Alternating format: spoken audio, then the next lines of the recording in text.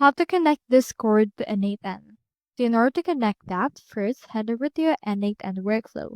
I have here this workflow with my trigger and another module. So let's proceed to actually add right here Discord. To connect that, click on this plus icon, click on the search bar and search in here for Discord. Here's Discord right here, so proceed to click on this. Just choose right here the action that you want to use. So for example, I'll just choose send a message.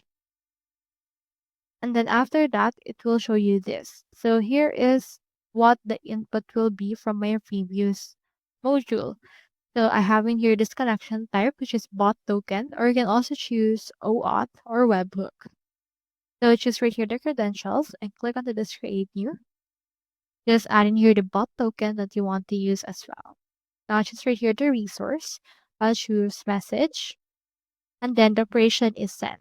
You can choose server from the list as well as send channel as well as the message for that.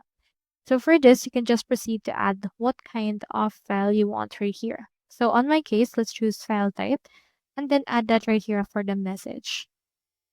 Now from there, proceed to execute the step in order to see if it actually works. So that's how you connect Discord to n8n. Hope you help.